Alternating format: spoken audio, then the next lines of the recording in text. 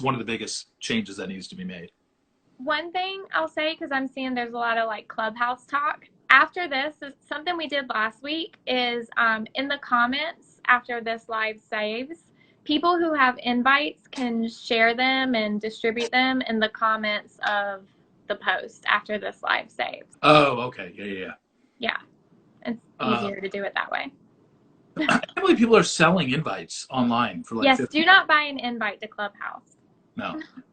And right now, I mean, it's only invite only, but Clubhouse is expanding to the point where, number one, Android is apparently going to come on board fairly soon.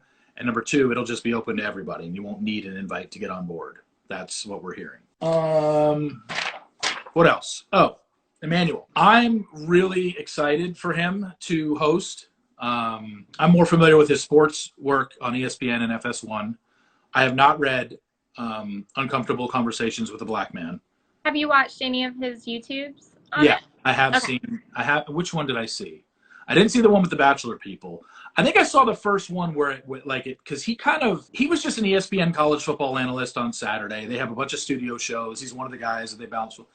But he kind of got big when he started doing that, and that's where I remember seeing the first couple.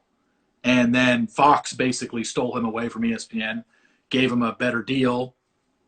He probably Fox is based in LA, and if you work at ESPN, you have to live in Bristol, fucking Connecticut. So they're not.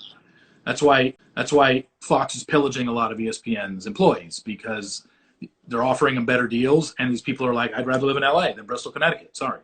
So, I mean, you don't have to live in Bristol. That's where the offices are, but a lot of them are living on the outskirts of Connecticut and stuff like that. So they're taking a lot of their talent. Emmanuel happened to be one of them after his name kind of blew up with these Uncomfortable Conversations with a Black Man YouTube series. So because it's him. I like him. Two, it's just going to be totally different. Like, we're just used to Chris Harrison and his just element doing his thing.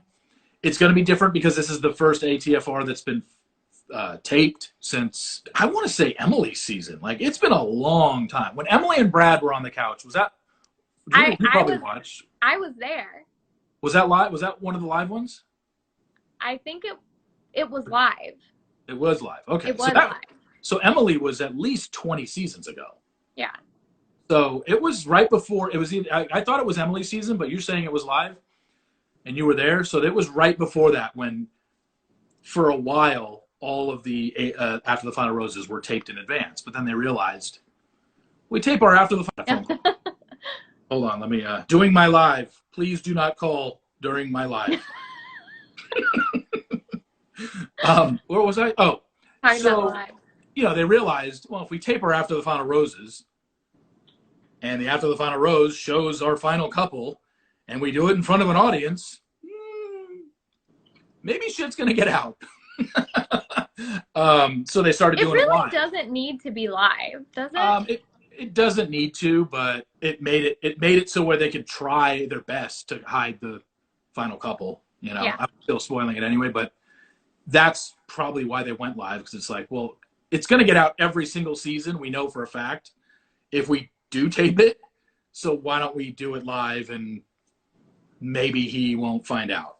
Most of the time I have, but that's pretty much why they went live. But this is the first one in a while. Jason, I know obviously Jason Mesnick's wasn't. And then if you look at the seasons after that, Jillian's, I can't remember if Jillian's was live or not. Probably not. She was probably taped. After Jillian was Jake. Jake came from Jillian's season. Yeah. One thing that worries me about it not being live, though, is I just hope a lot of stuff isn't edited out. That's the problem. Yeah. It's like, if you're bringing on Emmanuel and you bringing him on so he can talk about race and racism and the racist tweets and all this stuff, and Rachel Kirkconnell and dealing with her stuff, I just hope they let him do his thing. I hope they don't, they might let him do his thing on the show, but then, like you say, only splice it up to only show his conversation with Bree, his conversation with Michelle, his conversation with Rachel, and then that. And I hope they do some segment that's talking about what happened to the show this season. Like, I hope they don't leave that out and it's strictly oh, let's talk about Bree's experience on the show and Michelle's, and oh, Matt and Rachel broke up. What's going on, you guys? Like, I hope they open it up for some discussion about Yeah. it. That's what I'm interested in seeing. And Emmanuel's a great person for that. Here's something that I want to do, Ashley. I didn't bring this up to you yet. Okay. So we know that everybody, I mean, not everybody, so many people after Emmanuel was named, like, I'm not watching after the final rose. You know. That's exactly what they sound like. Yeah, I know. And that's how, when they write that on their tweets, that's the how voice you read that I picture. And it's definitely a Karen voice. So, but my thing is that, like, okay, we don't care. Like, I always say to those people, like, look, nobody cares that you're not going to watch the ending. However, now I think what I want to do is go back and look at all those tweets, screenshot those tweets that people that said, I'm not watching this show or I'm done. And then when next season starts up, I want to go back and look at all the people that I screenshot and see if they ever tweet about the show again, and then put that tweet right above their new tweet and say, oh, I thought you were done. I would love to do that. I wish there was a thing on Twitter where you could, like, set an alert for, like, a name and, like, something they would tweet. So you can see that. This way, I have to do it my way, which is just screenshot everybody who sent it. And then when the season starts up in May of Bachelorette, go to those people's Twitter accounts and just look to see if they tweet anything about the show and be like, oh, I thought you were done. And I guarantee every single one of those people at some point in their life, maybe they take next season off, maybe they take 2 seasons off. I'm just telling you, I guarantee you at some point they will tweet about the show again. And that's what I just want to point out, because I think those people are so stupid to say that. And I just think it's funny because they're like, I'm not going to watch the After the Final Rose if Chris Harrison's not hosting. Like, so you're going to tell me you're going to sit through the 2-hour finale, you're going to watch the ending, you're going to see Matt and Rachel leave that show together, and then you're going to turn off your TV. You're not going to want to see the conclusion of what happened with Michelle, what happened with Bree, what happened with Rich. Really? Because Emmanuel's sitting there? Like, you sound so dumb and so ignorant saying stuff like that. You know? It's just, these people are so ridiculous. But yeah, I need to go do that. So if somebody wants to do it for me, great, because I really don't want to do it. I just want to be able to look at the results.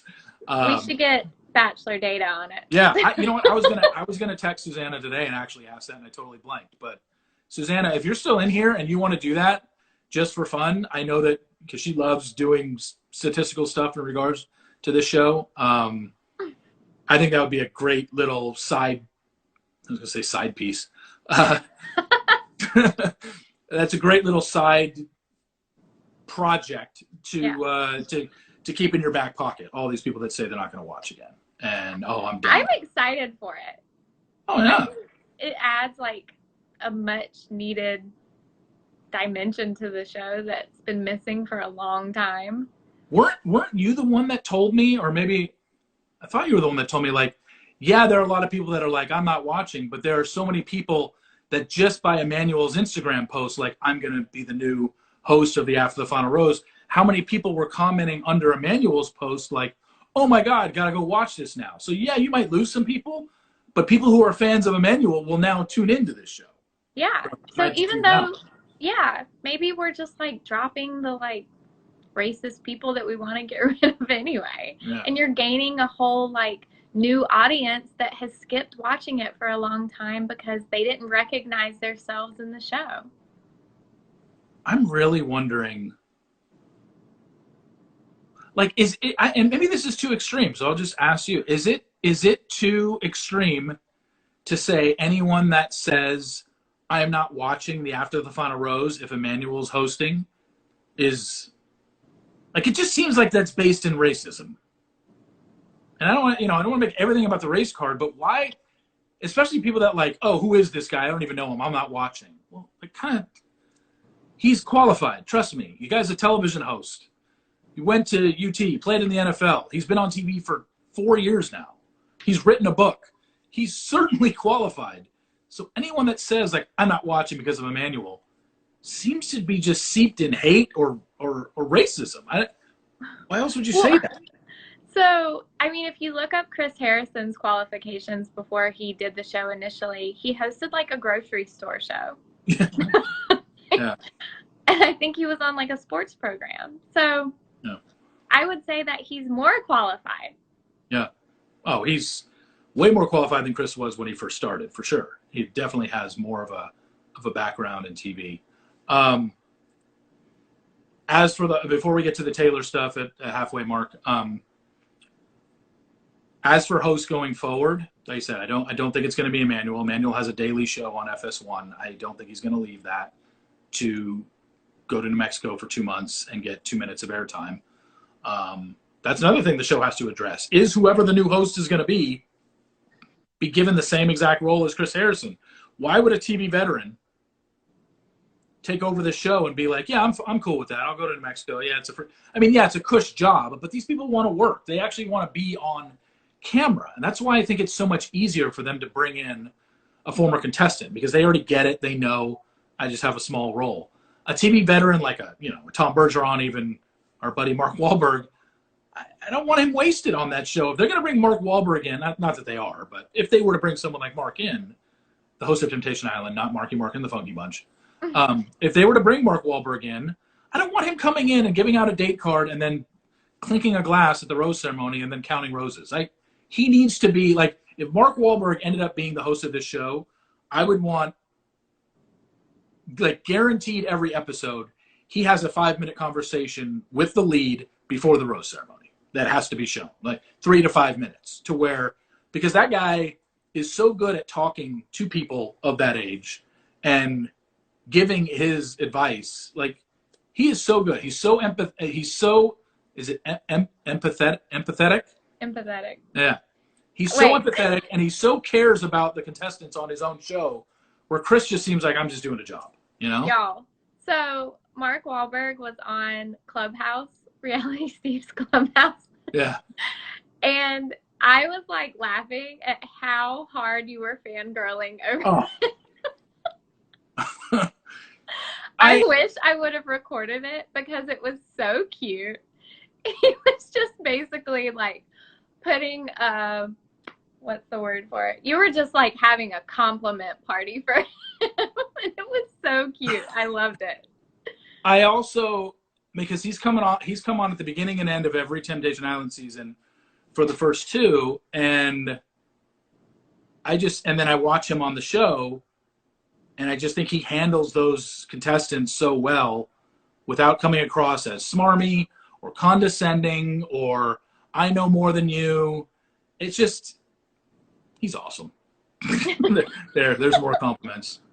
Anybody that watches TI, if you're in the comments and you've watched TI, you know what I'm talking about. Yeah. He's one of the better hosts out there for what he does, because he's so good with how he interacts with the contestants. Like, you saw the episode last week with Erica, like when the show ended and he's on a bonfire with Erica, and basically got her to admit, like, why are you complimenting your boyfriend? He's not mature. And she's like, yeah, I guess I just say things and I don't actually believe them sometimes. And she got to that revelation by what Mark said. Mark Wahlberg should host every television reality show. That's what I thought.